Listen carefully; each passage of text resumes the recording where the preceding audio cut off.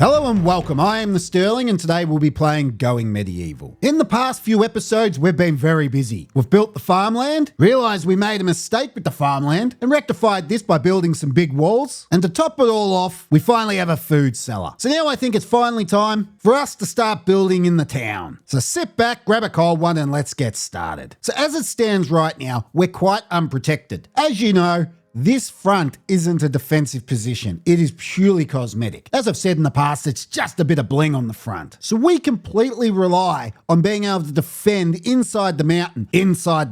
And other than the fact that the enemy drowns in the tunnel trying to get into the river, we actually are quite undefended. So in today's episode, we're going to start building a defensive position. And it's going to go right here. So the first thing I'm going to do is I'm going to come down and tell them to get rid of all this stuff that's in the way because we need to start building buildings here. And what we're going to build this episode is the Blacksmith and the Armor Smith. Like many of the buildings that will be in this area here, it's going to be a multi-story building with the shop, the production, all either ground level or the first two levels, and then the house above, which will be multiple levels. One will be a dining room / entertainment area, and then on top of that will be the bedroom. But this building here and the building that will go here will be slightly different. What's going to happen is there'll be a defensive balcony on either side, which will allow our dwarves to get up and fire at the enemy as they're in the street. But there will also be a gantry that runs across here. So then when archers take position over here, we can then defend our position from up above. Now, one of my biggest problems at the moment is the life of all our crossbows, as you can see in the left-hand corner here, is getting low. That one's not too bad, but Daniil's is about to break any day now. So's Isball's. Passie's is still all right. That's worrying. That's 2 crossbows that we could lose any day now. And as it stands, we've got no means of being able to replace these crossbows. So once we lose the crossbows, we're going to be completely reliant on fighting melee, which is not a good idea when there's only 6 blokes that can actually fight melee and the enemy is spawning in on quite great numbers.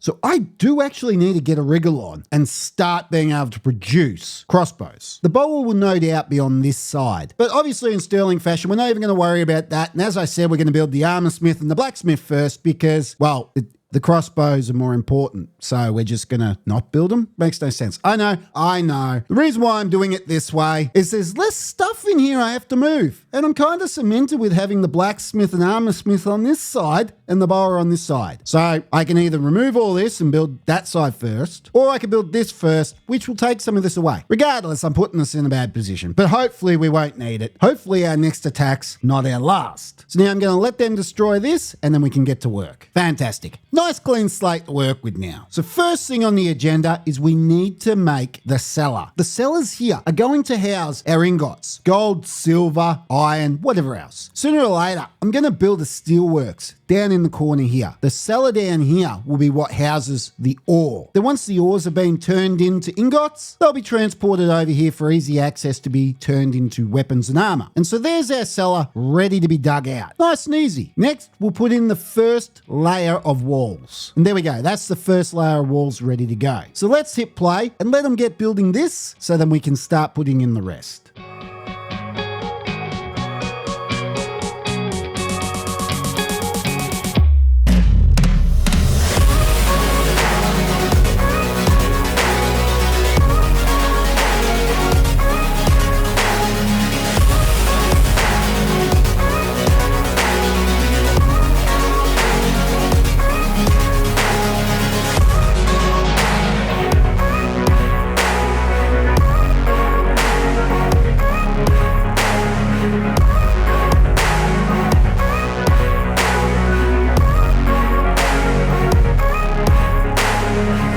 Fantastic. There's the first level now complete. Now you've probably noticed there's no windows. The reason why I haven't put any windows on the bottom level, because this building here, and eventually the one that's going to be over here, will be defensible positions. And so I would like to be able to put our dwarves inside these rooms to protect the archers above to make sure that the enemy doesn't break in. Hence, we have nice sturdy doors on the front. So it would do us no bloody good if we put a couple of windows in so archers can actually shoot our dwarves within the building. Now it's time for us to start building the production in both of these 2 rooms. We'll start with the blacksmith because we have most of what we need. First, we'll add the blacksmith forge. We're going to stick it right here. Done. Next, we're going to put in some armor racks. We'll have 6 on this side and 6 on this side. We'll also mount some on the walls at the front, 3 either side. And we could even go so far as to put some on this wall here. Nope, not there. We can even go so far as to put a couple over here, maybe one over there, and even a couple on the back over here. And so now that's our blacksmith and armory taken care of. I have also noticed I'll probably have to delete that one and delete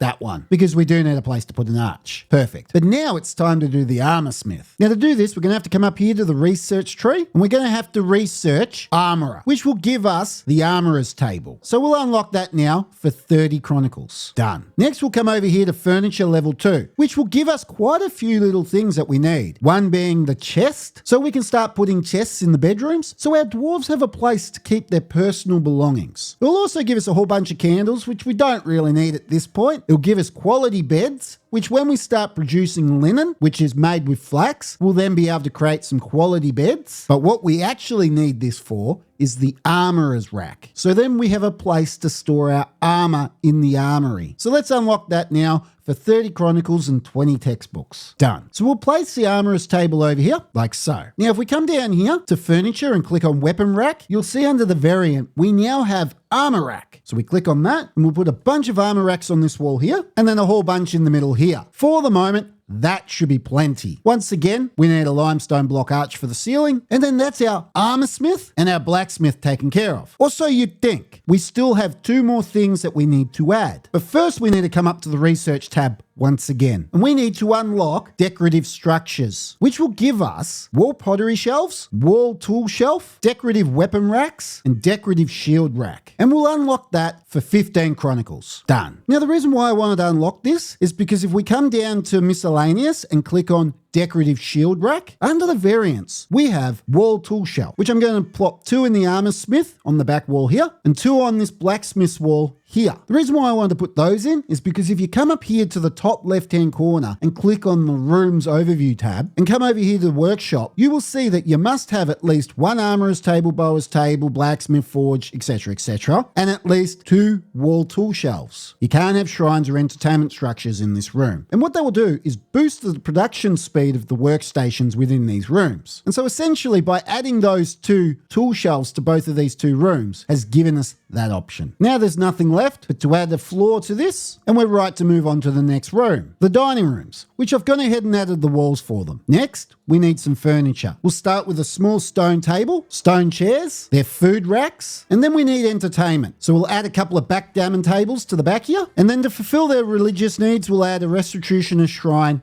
either side of this wall. We can then go ahead and add limestone arches, like so. And then because this is the second level, we're safe to add some windows as I've done here. Now, all that's left is for us to add the stairs, and then we can go ahead and do the top level, which will be their bedrooms. So we'll add the walls, and as you can see, the walls extend out to the pillar. I'll show you why soon. There's also a double layer here of stone walls in the middle. That's so the roof can run either side. Once again, you'll see later. Now all that's left is to add the furniture. Now I would love to be able to add the quality beds that we've unlocked. But like I said before, we've got no linen cloth, and until such time as we start farming flax, we can't use it. So instead, we're going to use the simple hay beds as we've been doing, one either side, just like so. But what we can add now is chests. We'll add them to the end of the beds like so. I know, it's getting hard to see all in orange, but I swear the chest is there. See, outline. Then finally we need the braziers either side like so. And then we'll add the roof. But now you're probably sitting there going, hang on Sterling, you said that this was going to be a defensible structure. And it will be. We need to add balconies here. Hence I added this wall here. That wall there will actually stop the enemy being able to stand up here on the stairs and shoot in at our dwarves on the balcony. We first need to add archways. One here and one here. And then we need to add another one right here, like so. You'll see why in a moment. Next, we need to add the floor to the balcony. One that side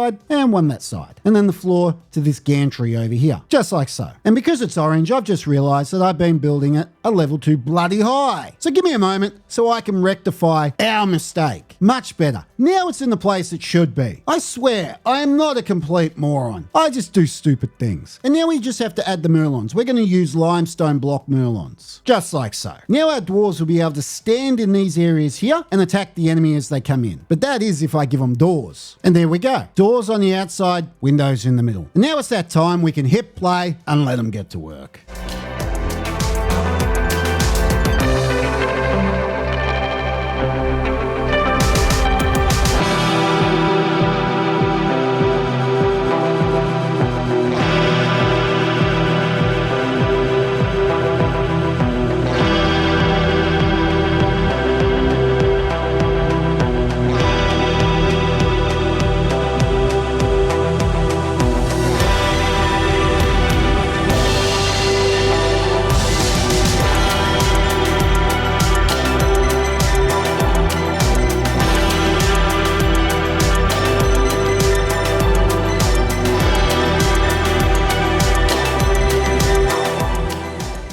Fantastic. That's our first defensive structure built. And I think it turned out quite good. I made a little adjustment at the last moment, stuck this little piece of roof on the front just for a little bit of extra security. Plus, I think it adds a little extra something to the front. It's not so flat. Now, I've already gone across and set up the beds. This one is set for Rerick and this one's set for Hisky. I've also come down to the dining room and I've set up their food shelves. And then finally, I've already gone through and set up all the armor racks, weapon racks to store, well, armor and weapons that we want to store in these two rooms. And I've already gone through the armors table and the blacksmith's table, as you can see, and set up their smelt for items for both all the things that we don't want and then all the things of poor quality. So now our blacksmith and armor smith are right to go. Now all I have to do is come in here and delete the blacksmith. While we're on a roll this episode, I think I'm going to try and get another defensive structure in on this side. So the first thing I'm going to need to do is basically move everything we need from here and plop it all the way over here. So it's day 12 of winter at the moment. As of tomorrow, it will be the first day of spring, which is good.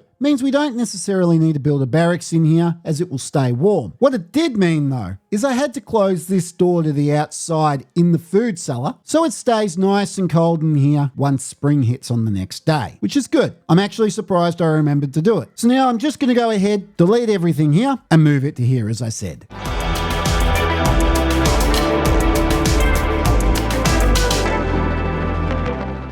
Fantastic. We've now got a nice clean slate that we can start building our next two buildings. But before we go and do that, I think it's time for us to do some more research. We're going to come up here to the research tab, and the first thing we're going to do is we're going to research armor level 2. This will give us mail armor and mail helmets. It's going to cost us 30 chronicles and 15 textbooks. Done. Then we're just going to jump right on ahead and come across to armor level 3. This will give us the ability to build both plate armor and great helm. It's going to cost us 30 chronicles, 15 textbooks, 15 thesis. Unlock. Done. Now we're going to come down here. Because we've got blacksmithing already unlocked, now we can unlock axes, which will give us the ability to build hatchets, great axes, and throwing axes. Now we're not going to ever use the throwing axes unless we can't unlock crossbows quick enough and our crossbows die and we still need some range. But for the moment, I'm not planning to use the throwing axes. But the hatchets, we use them when we're using our shields, and the great axes is what our two-handers are using at this very moment. It's going to cost us 30 textbooks, 20 chronicles. Done. We've unlocked quite a few things, but as you can see, we've still got 238 chronicles, 37 textbooks, 26 thesis. We will have to get Thorlek in and get him to start building up both our textbooks and our thesis. But for the moment, we've still got quite a few that when the time comes, we can still unlock our crossbows, which is a necessity, and our shields, which brings me on to our next two buildings. They will consist of a shield workshop and a bower's workshop. Now, the layout will essentially be the same as this building over here. It'll have a cellar, the same as the other one, walls in the same position. The only difference will be what we actually put in the two workshops. So let's hit play and let them get to work.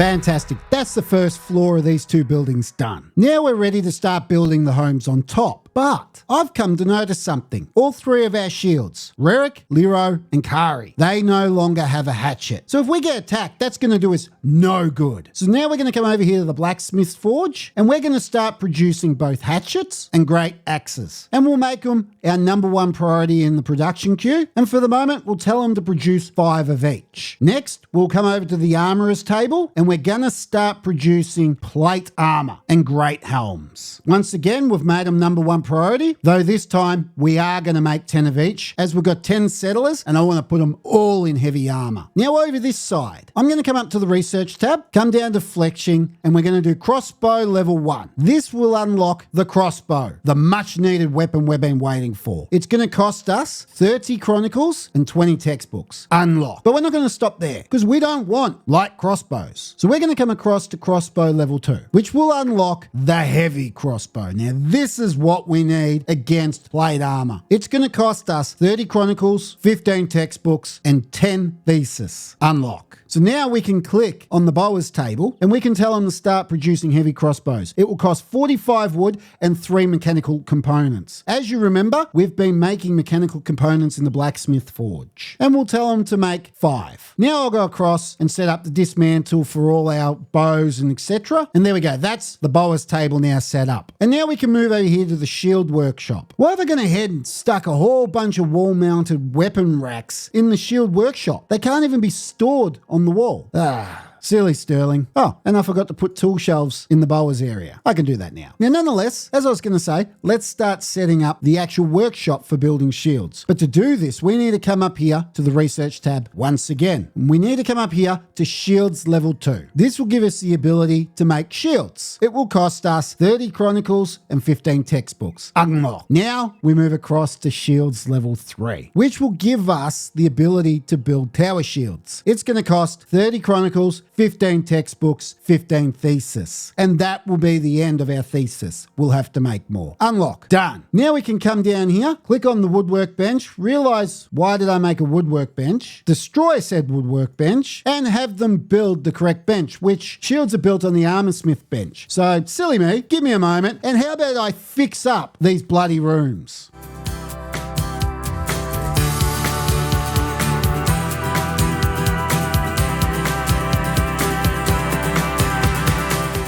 Right, now that's how it was supposed to look the first time. Now we can click on the armorer's bench and we can start producing shields. We're going to ignore everything but the tower shield. Done. And we're going to make 5 of them. Now, after all that fluffing around, I think I've finally got both the rooms where they should be. I must admit, I've been making quite a few little mistakes this episode. So now that's done, we can go ahead and build the rooms on top. Now, I will be putting 2 of our settlers in the homes above, but it's not permanent. Only one of the rooms is actually designated for the settlers. It will be our carpenter, Passy. That will be his room up above. The other one, we're just going to shove someone else up there for the moment, and then later on, when we get another armorer, they will actually live in this room up here. But as I'm just trying to get everybody off the ground at the moment, I'm not overly fussed who gets that extra room.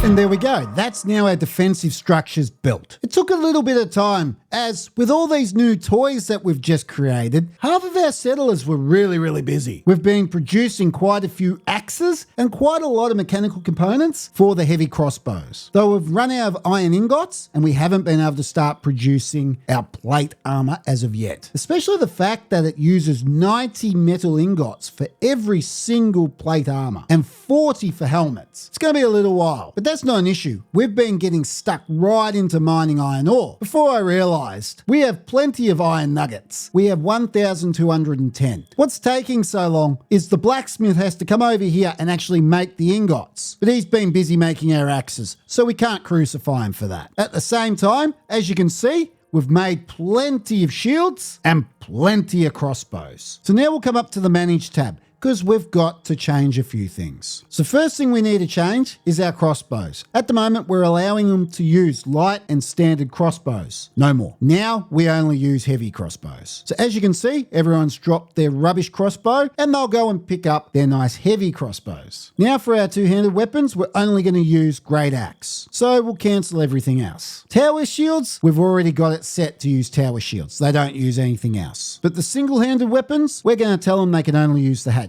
Everything else is done for. Now that means I can go around to all of our production tables, tell them to start deconstructing everything but heavy crossbow, hatchets, and great axe, which should now start bringing in plenty of timber and iron. I'm also now going to come over here to the armourer, and I'm going to tell him to start deconstructing everything but plate armour. That way, what mail we do have will be deconstructed and they can use it towards making plate armor. Then when we've got plenty of plate armor, I'll once again come up to the manage tab and I'll go through and tell them that they can only wear great helm and only wear plate armor. But for the moment, as this is all the armor we have is mail, I think I'll leave it just the way it is. Now I've already gone through and set this house here up for Passy. Here's our carpenter. And then this one on the left here, I've set it up for Kari. Kari is our doctor, so he'll temporarily live here until such time as we have a hospital somewhere with a room for him to live in. So now that's got another 2 people off the ground. We've only got 3 left living on the ground. This is going great. So now we're ready to start building the next lot of buildings. We have to find a place to build a kitchen and a stonemason workshop. We need to start building a steelworks. And on top of all that, as you can see, our farm is now in full swing. But I'm still looking to get ourselves some carrot seeds so I can plant some carrots up here. But because now all our food is actually being produced on quite a good level, we can now slowly start taking in new settlers, which that alone is great news. And then we have to find time, once we've produced all our plate armor, to finish this bloody roof off. Though, unfortunately, that will all have to wait for another episode, as this is all the time we've got for today. So thank you for watching, and I'll see you next time.